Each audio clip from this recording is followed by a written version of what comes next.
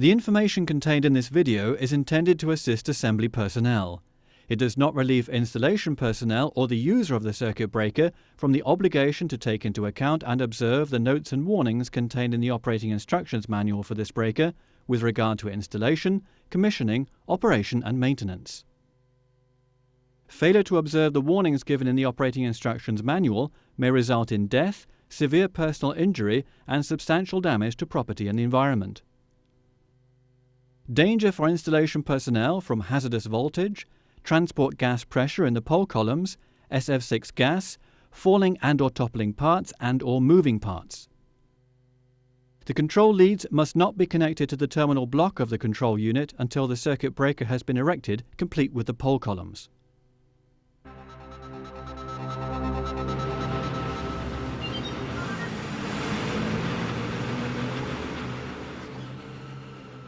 Assembly begins when the breaker is unloaded on site.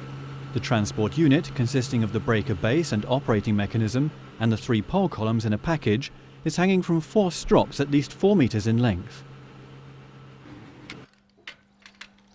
The connecting plates between the pole columns are loosened before the pole column package is separated from the rest of the transport unit. The 3 pole columns in their package are set down on firm ground, but are not yet unhooked from the suspension gear. The package with the 3 pole columns is taken apart and the 3 columns laid out next to one another.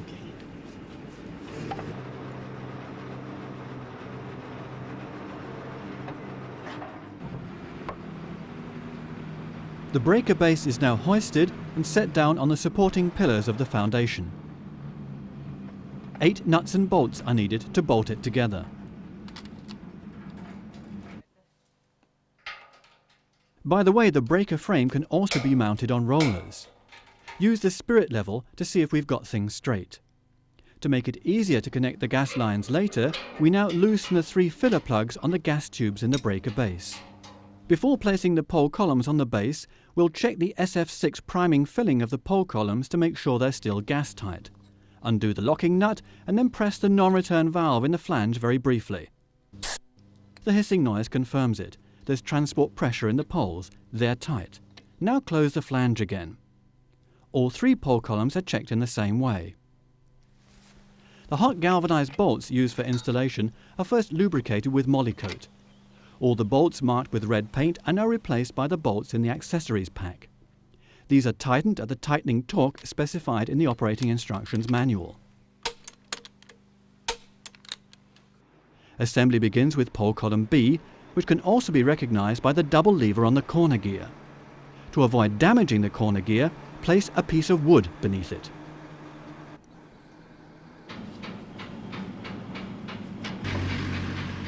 Pole column B is now inserted into the center opening in the breaker base, and the double lever is connected to the operating mechanism by the coupling bolts.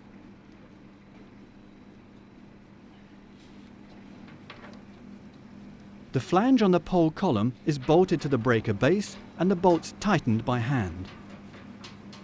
Release the 2 lifting eye bolts at the top of the pole column. You're going to need them for the next one. Here too, the red transport bolts have to be replaced.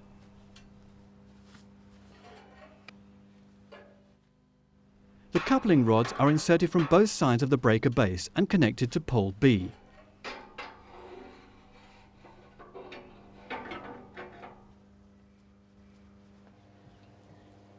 This involves removing the alignment bolt and then using the same bolt again to fix the 2 coupling rods in open position.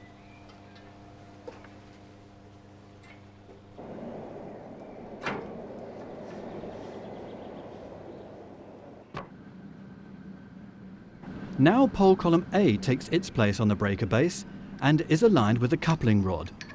Insert 2 washers, put in the alignment bolt,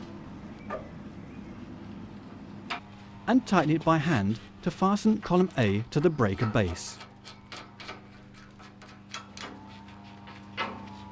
Pole column C is installed in the same way. Get them lined up.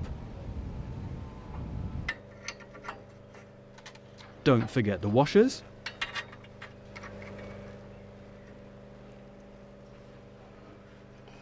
And bolt them together. We can now screw the 3 pole columns to the breaker base at the prescribed tightening torque. All the screws, nuts and washers used to assemble the breaker have to be painted, and any damage to the paintwork on the breaker itself must be touched up. Once you've done all this, it's time to replace all the alignment bolts on all the pole columns with the coupling bolts from the accessories pack. Each of the coupling bolts is then secured with an M 6x12 screw and a washer.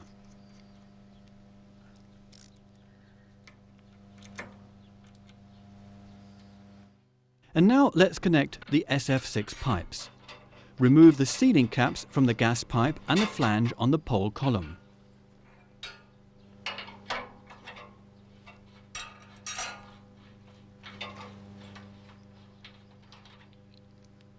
Replace the O-ring on the gas pipe with a new O-ring from the accessories pack, first greasing it with Vaseline. Make sure that all sealing surfaces and all parts used for assembly are spotlessly clean. First, line up the gas pipe parallel to and flush with the connecting flange. Then screw the union nuts from the gas pipe onto the flange, but not far enough to let any gas escape. Do the same thing with the other 2 pole columns. Once you've done this, tighten all the union nuts by hand, one after the other in quick succession. You'll hear a hissing noise which stops when the last union nut is closed.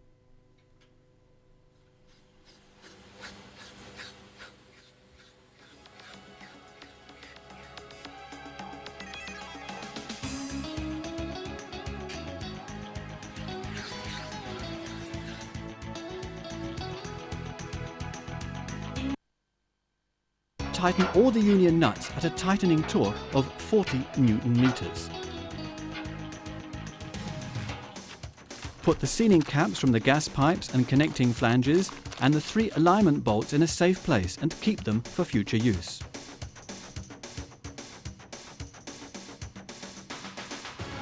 Once the high voltage conductors have been connected, the circuit breaker is filled with SF6 gas.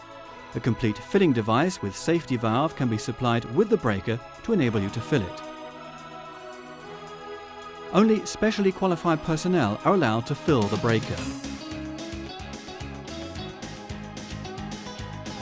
The hose from the filling device is connected to the maintenance flange on the circuit breaker.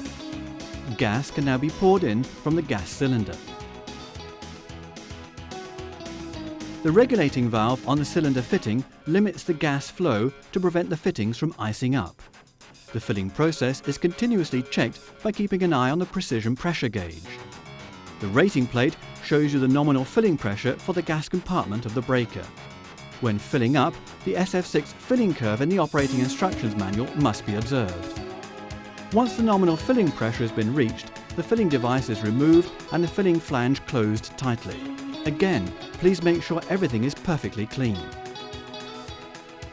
And now all the joints between the gas pipe system and the pole columns must be checked for leaks. You can use a leak detector to do this.